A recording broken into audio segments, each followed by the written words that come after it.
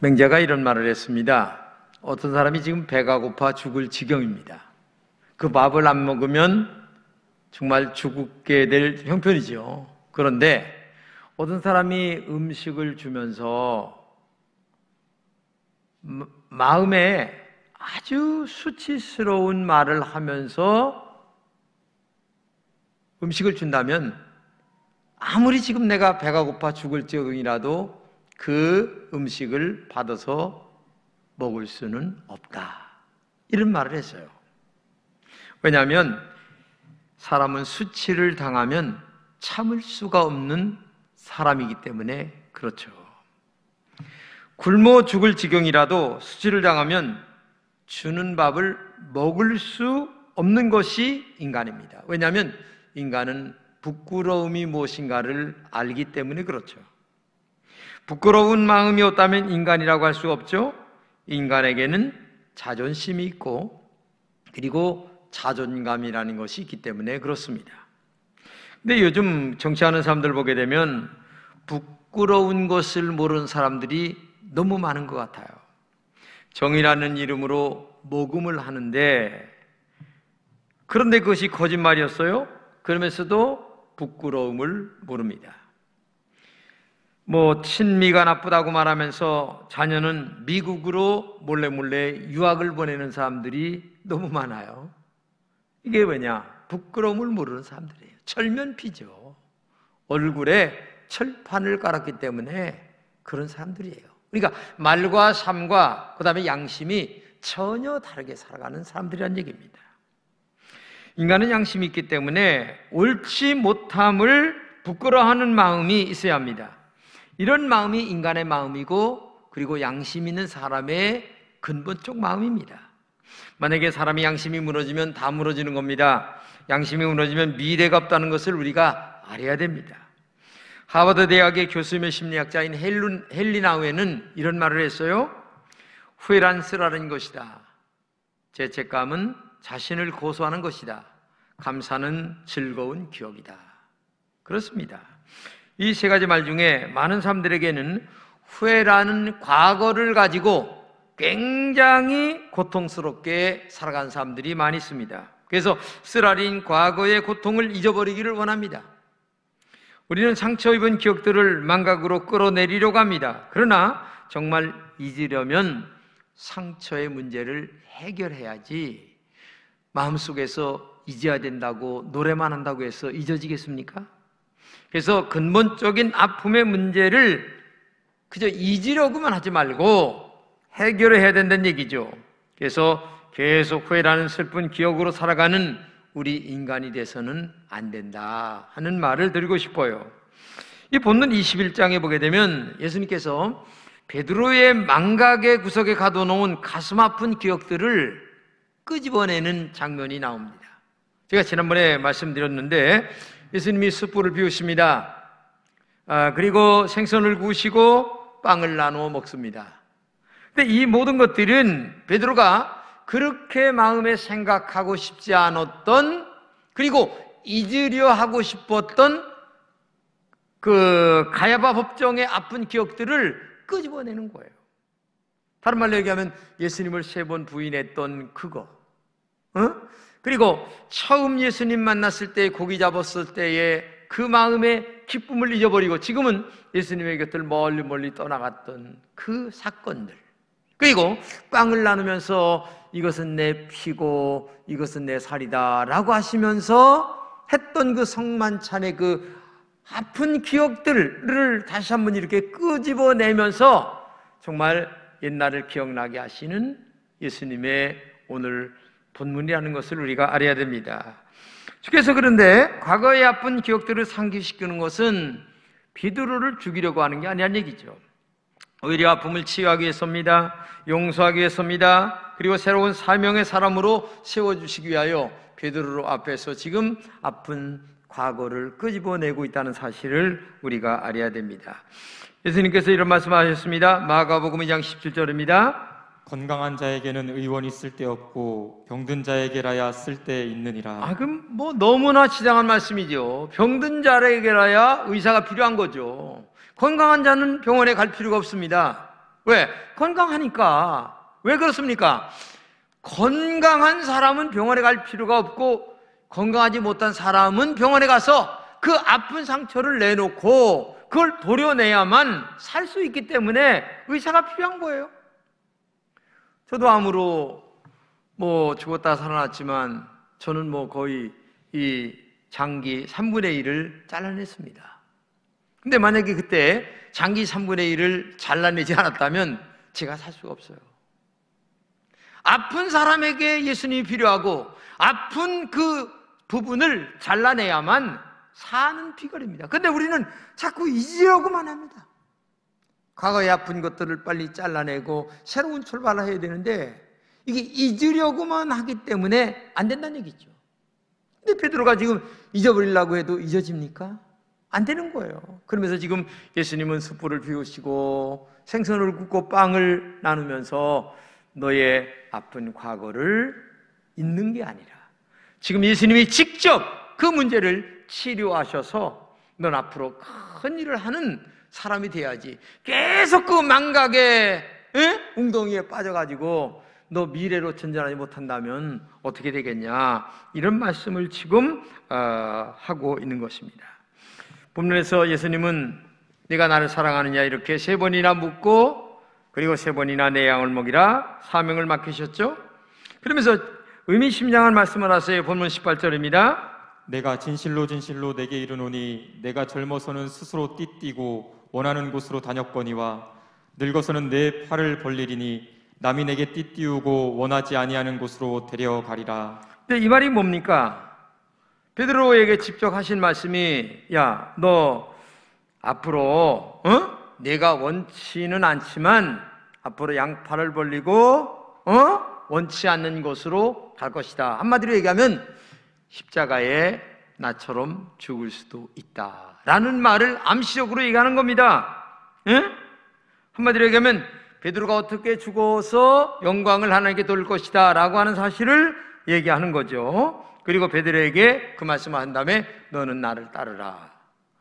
예수님이 이렇게 죽음을 얘기하고 그 다음에 나를 따라오라 얘기하니까 베드로가 지금 이게 지금 머리가 혼돈의 골짜기를 헤매고 있는 거예요. 아니, 내가 지금 십자가에 매달려 죽는단 말인가? 이야, 사람이 죽음 앞에서는 할 말을 잃어버리는 거죠. 그러니까 이 베드로가 머리에 지금 혼돈의 골짜기 속에 있다가 옆에 있던 요한을 가리키면서 아니 얘는 어떻게 됩니까? 이렇게 얘기를 하니까 예수님께서 하시는 말씀이 뭐예요? 내가 올 때까지 그를 머물게 하고자 할지라도 내게 무슨 상관이냐? 너는 날 따르라. 이 말은 다른 말로 얘기하면 너하고 걔하고 비교하지 말고 너는 나를 따르고 걔는 걔 길 가고, 이렇게 지금 말씀하시는 거예요. 너무 기가 막힌 얘기를 하는 거죠. 다른 말로 얘기하면 주님을 따르는 일은 각자 개별적이라는 얘기입니다. 너 지금 앞으로 너의 가는 길 속에 요한을 끄집어 들이지 말란 얘기입니다. 너는 너대로 봉사하면 되는 거고, 요한은 요한대로 봉사하면 되는 거지 왜 네가 가는 길에 요한까지 끄집어 들이느냐? 내 길 따로 있고 요한의 길 따로 있으니 걱정하지 말고 너는 나를 따르라, 이런 말이거든요. 여러분, 우리가 예수님을 믿을 때에 영생을 소유하는 길은 예수님을 나의 구주로 고백하면 영생이 우리 마음속에 심어지는 것입니다. 근데 영생이 심어진 다음에 신앙생활을 우리가 이렇게 합니다. 근데 이렇게 할 때에 하는 방법은 다 달라요. 어떤 사람은 찬양대로 봉사하고, 어떤 사람은 식당에서 봉사하는 분도 있고, 어떤 분은 교사로 봉사하시는 분도 있고, 어떤 분은 새신자위원회에서 봉사하는, 다 달라요. 구원은 예수님을 통하여 똑같이 받지만 구원받은 자가 하나님께 봉사하는 방법은 다 각자 달란트와 그 사람의 성격과 그 사람의 신앙의 수준에 따라서 다 다르게 봉사하는 겁니다. 그렇잖아요? 그런데 지금 베드로는 똑같이 지금 이 요한을 끌어들이려고 하는 그런 마음이 있기 때문에 예수님께서 나도 걔는 걔대로 봉사할 거고 너는 나만 따라. 지금 이렇게 개별적인 한마디로 얘기해서 주님을 따르는 방법을 말씀하고 있다. 지금 이 베드로가 하는 말 속에 어떤 생각, 뉘앙스가 있습니까? 한마디로 얘기하면 자기와 사도 요한과 비교를 하는 거예요. 나는 지금 십자가에 매달려 죽는데 얘는 그래 뭐 오래오래 뭐 내가 올 때까지 산다고? 그건 말도 안 돼. 지금 그런 심정이 가슴 속에 깔려 있는 거예요. 한마디로 얘기하면 비교한다는 얘기입니다. 여러분, 다른 사람을 나와 같은 사람으로 비교하게 되면 정말 잘못된 것입니다. 베드로가 본문에서 요한은 어떻게 되겠습니까? 물었을 때 너는 상관 말지 말라. 그리고 너는 나를 따르라. 이렇게 예수님이 말씀하십니다. 이 말씀은 베드로 너는 너 할 일이 따로 있고 요한은 따로 할 일이 따로 있는 거야. 걔는 내가 제일 오래오래 살도록 해서 요한계시록 쓰고 걔는 죽게 만들 거야. 지금 그 말씀이거든요. 지나고 난 다음에 우리가 지금 볼 때에.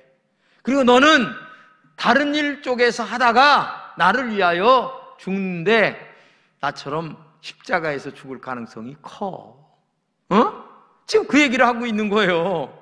근데 그거를 같이 묶어서 베드로는 얘는 오래 산다고 하니까 마음이 배가 아픈 거예요, 지금. 여러분, 우리가 이걸 알아야 됩니다. 이 말씀은 너는 너대로 나를 따르라. 요한은 요한대로 할 일이 따로 있다는 얘기입니다. 신앙은 모두 하나님의 사랑하는 중심입니다. 그런데 사랑하는 중심이 나타나 보여지는 사건은 각자 은사대로 그 사람의 신앙의 수준대로 다 다르게 하나님 앞에 나타나고 있다는 사실을 알아야 됩니다. 어떤 사람은 하나님을 사랑하는 것이 식당에서 봉사하고 여러 가지로 나타나죠. 꼭 나처럼 해야 하나님을 사랑한다 이렇게 말하지 말란 얘기입니다. 주님을 사랑하는 마음 같지만 사랑하는 방법은 다르다는 얘기입니다. 사람마다 다르고 신앙의 수준마다 다르고 뭐 오래 다녔어도 신앙의 수준이 안 되는 사람은 역시 그 자리에 머물러 있는 거고 처음 나왔지만은 나중된 자가 먼저 되고 먼저 된 자가 나중 될 수도 있는 거니까 그 신앙에 봉사하는 방법은 주님을 따르는 방법은 다 다르다. 이거를 우리가 알아야 됩니다. 우리가 다른 것과 틀린 것을 구분할 줄 아는 지혜가 있어야 됩니다.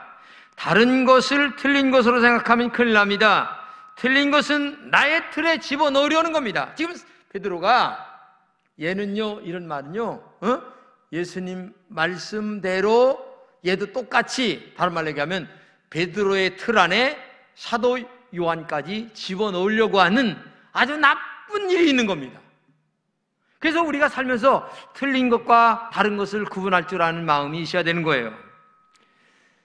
제가 제 아내와 목회를 했는데 제 아내는 틀린 것이 아니라 다른 것이 있었어요. 집사람은 내면적이면서도 굉장히 지혜롭습니다. 근데 반면에 나는 굉장히 성질이 급해요. 그런데 이거를 좀 다른 말로 얘기하면 이런 말입니다. 나는 엑셀레터입니다. 자동차로 얘기하면 밟아서 그냥 가는 스타일이에요. 근데 집사람은 뭐예요? 브레이크예요. 근데 자동차가 목적지에 도달하기 위해서는 브레이크와 엑셀이 함께 작동하면서 조화를 이룰 때에 목적지에 잘 가는 거예요. 근데 지금까지 보면서 집사람은 브레이크 역할을 잘했고 나는 엑셀을 잘 밟고 그래서 여기까지 왔구나 하는 생각을 하게 되는 겁니다. 그렇기 때문에 이 브레이크와 엑셀이 전혀 다르죠?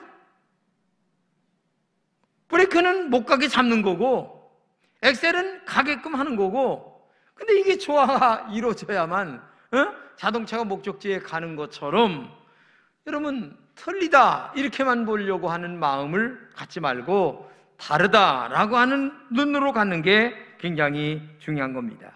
사람은 각자가 다릅니다. 재능도 다르고 신앙도 다르고 성격도 다르고 신앙의 수준도 다릅니다. 그러므로 각자의 은사대로 하나님을 사랑하면 되는 거예요. 이와 같이 다른 것과 틀린 것을 구분할 줄 아는 영적 지혜가 여러분들에게 있기를 진심으로 축복합니다. 두 번째는 사람마다 다른 것이 없다면 경쟁 심리에 빠지게 됩니다. 사람은 누구나 다 다른 사람보다 더 잘 되려고 하는 마음들이 있어요. 반대로 나보다 저 사람이 잘 되면 배가 여드레나 아픈 마음이 있습니다. 나에게 없는 것을 저 사람이 가지고 있으면 나도 있는 것처럼 허세를 부릴 가능성도 있다는 얘기입니다. 인간은 참으로 이상한 존재입니다. 내가 하나님만 잘 섬기면 그만인데, 그런데 나와 다른 사람을 비교합니다. 그 비교에서 내가 부족하면 열등감에 빠집니다. 비교해서 내가 좀 나으면 우월감에 빠집니다. 근데 열등감이나 우월감은 우리 마음속에서 있어서는 안 되는 거예요. 여러분, 열등감 가지면 전진할 수 있겠습니까? 안 되죠. 우월감 가지면 다른 사람 아주 무시합니다. 그래서 우월감과 열등감은요, 어린아이였을 때 갖는 겁니다. 그리고 믿음이 들어가고 신앙이 자라면서 우월감과 열등감은 완전히 벗어버리고 오직 주님 사랑하는 마음 하나만 가지고, 십자가 사랑 하나만 가지고 주님 사랑하고 교회 봉사하고 내일 열심히 하면서 살아가도 될까 말까 한데, 우리는 계속 우월감과 열등감에서 오르락내리락 하면서 신앙생활 한다는 얘기입니다. 여러분, 바다에 다니는 큰 배가 있는데 이 큰 배가 앞으로 전진하기 위해서는 보이지 않는 곳에 뭐가 있어요? 평형수라는 큰 무게가 있는 물이 이 밑바닥에 깔려 있어야만 이 큰 배가 가는 거예요. 세월호가 왜 넘어진 줄 아세요? 밑에 평형수가 빠졌기 때문에 넘어진 거예요, 이게. 여러분, 우리 마음속에 이런 그 평형수와 같은 자기를 잘 다스릴 줄 아는 영적 능력이 있어야 됩니다. 영적 능력이 없는 사람은 나보다 약한 사람 보게 되면 깔보게 되고, 나보다 높은 사람 보게 되면 주눅들게 되고, 그래가지고 어떻게 살아갈 수가 있겠습니까? 이거는요, 살아갈 수가 없어요. 이 베드로가 지금 죽는다고 딱 얘기되니까 이런 마음속에 푹 빠진 거예요. 그렇기 때문에 비교의식을 가지면 안 된다. 아프리카의 선교의 용자인 리빙스턴도 이 마음의 무거운 평형수가 정말 없다가 있다가 없다가 있다가 하는 마음을 갖고 있었어요. 왜? 아들이, 방탕한 아들이 있는 거예요. 그렇게 선교의 아버지, 아프리카의 성자인 리빙스턴도 다 무거운 평형수와 같은 무거운 짐들이 다 가슴 속에 깔려 있었던 거예요. 인간이 살아가는데 아무 어려움이 없이 살아가면 신앙생활 더 잘할 것 같죠? 천만만만입니다. 여러분, 고난 없어 보세요. 제가요, 목회하면서 눈 뜨고 보는데 어려움이 없는 사람들은 교회는 다니는데 중요한 것은 열정은 없어요. 뜨거움이 없습니다. 하나님 사랑하지 않아요. 적절히 그냥 맞춰가면서 신앙생활 간섭하지 마세요. 내가 다 알아서 합니다. 근데 이거 목사가 볼 때에는 이거 말도 아니게 신앙생활 하면서도 잘하는 것처럼 그렇게 얘기를 하니까 그게 얼마나 가슴 아픈가를 우리가 알아야 됩니다. 그렇기 때문에 오직 여러분과 제가 언제나 기도의 사람, 믿음의 사람이 되어서 내 마음속에 이 평형수를 정말 이 가슴 속에 깔고 신앙의 유지를 잘 해나가는 영적인 능력이 여러분들에게 있어야 될 줄로 믿습니다. 오늘 본문에서 주님은 베드로에게 남이 내게 띠띠우고 내가 원하지 않는 것으로 데려가리라 말씀하시자 요한을 보며 얘는 어떻게 되겠습니까? 라고 하는 이 말을 하는 심정을 한번 살펴보세요. 어떤 마음에서 지금 이 말을 하고 있는가?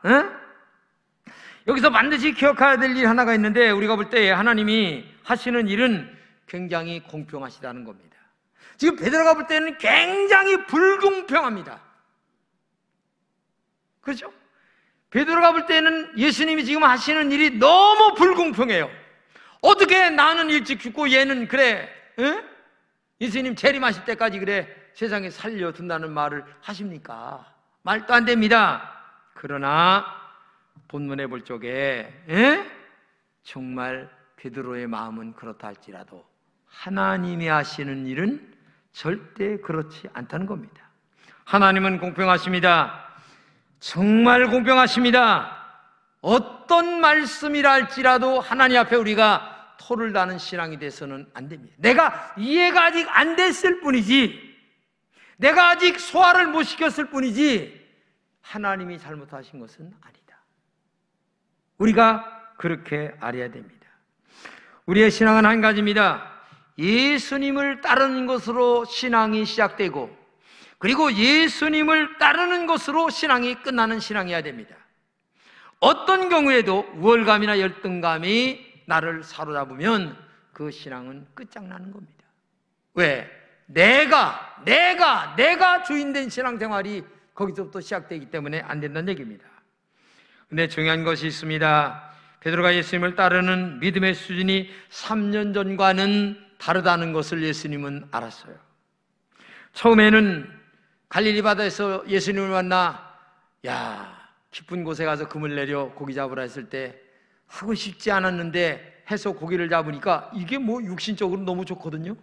그러니까 예수님 따라다니면 내가 앞으로 먹을 것 해결될 것 같다, 육적인 문제 해결될 것 같다는 생각 때문에 예수님을 따랐어요. 근데 3년 동안 따라다니면서 보니까 예수님은 말씀 그대로 능력이 있습니다. 죽은 자도 살리십니다. 눈만 자도 뜨게 하십니다. 병자도 고치십니다. 무리를 걸으십니다. 전능하시고 살아계신 하나님이심을 넉넉히 보여주시면서 베드로는 3년 전과 다르게 믿음이 쭉쭉쭉쭉쭉 지금 올라가 있어요. 그렇게 지금 성장되어 있다는 얘기입니다. 한마디로 얘기하면 신앙의 무게가 베드로가 지금 다르다는 얘기입니다. 그만큼 나를 부르신 예수님이 어떤 분인가를 알았기 때문에 그렇습니다. 이제는 예수님을 사랑할 만한 신앙이 되었다는 얘기입니다. 이제는 내가 예수님을 사랑할 수 있는 수준 있는 신앙으로 자라났다는 얘기입니다. 사랑은 말이 아니라 행동입니다. 사랑은 오직 주님만 바라보고 주님만 따라가고 주님 말씀에 순종하는 것입니다. 이제는 나를 사랑하신 우리 주님을 위해서만 희생하며 살아갈 줄 아는 것이 이게 신앙이라는 얘기입니다. 다른 말로 얘기하면 이런 얘기입니다.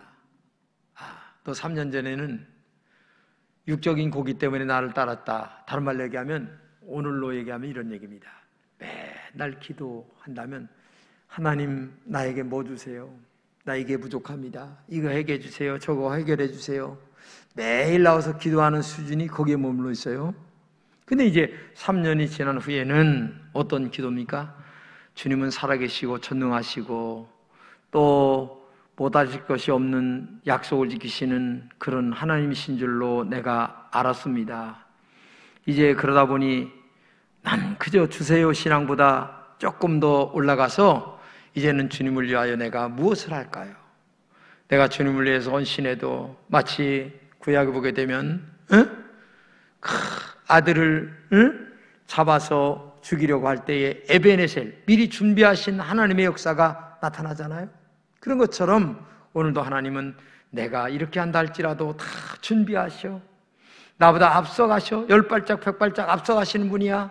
그렇기 때문에 이제는 내가 주세요가 아니라 내가 주님을 위해서 어떻게 헌신할 수 있을까요? 내가 어떻게 믿음으로 살 수 있을까요? 내가 주님을 더 어떻게 하면 사랑할 수 있을까요? 라고 하는 기도의 수준으로 바뀌어진다는 얘기입니다. 주님, 내가 주님을 위해서 무엇을 해야 됩니까? 주님이 원하는 것을 내가 다 따라가겠습니다. 이런 수준 있는 신앙의 십자가의 감격이 가슴 속에 눈물로 흘러서 주님을 더 사랑할 수 있는 영적 수준까지 갈 때에 그게 진짜 신앙이다라고 말씀하고 있는 것입니다. 그래서 주님은 지금도 우리에게 말씀하십니다. 내가 나를 정말 사랑하느냐?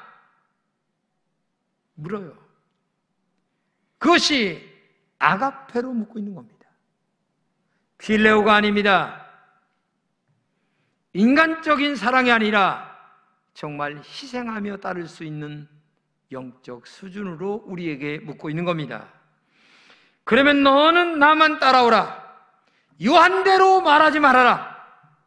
너는 너대로 나만 따라와. 지금 이걸 얘기하고 있는 겁니다. 거기가 어디든지 나만 따라와라.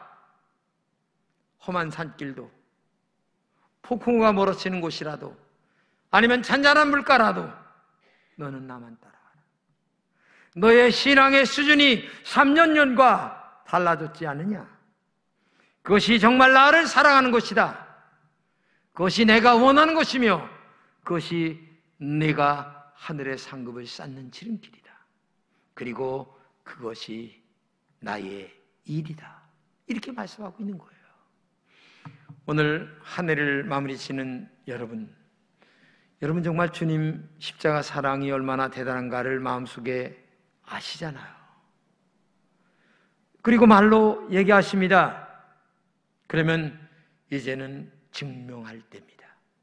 베드로처럼 거꾸로 매달릴 수 있는 자리까지 아멘하며 갈 수 있는 그런 영적 수준이 우리 금천의 모든 성도들에게 하나님의 영에 의하여 기름 부으심이 있는 은혜로운 신앙의 깊이가 있기를 진심으로 주님의 이름으로 축복합니다.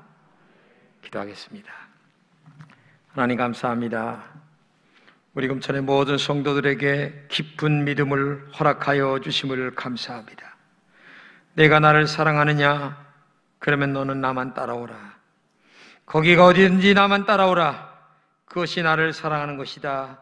그리고 나의 일을 하는 것이다. 이렇게 말씀하시는 주님, 오늘 이 아침에 나오신 모든 분들에게 정말 주님의 십자가의 사랑을 다시 한번 알게 도와주시고, 성령 충만하게 도와주시고, 믿음 충만하게 도와주시고, 하나님께 영광을 돌리는, 그래서 하나님이 내 일을 먼저 해주시는 모든 그런 수준 있는 신앙으로 자라나게 하여 주옵소서. 예수 그리스도의 이름으로 축복하며 기도드립니다. 아멘.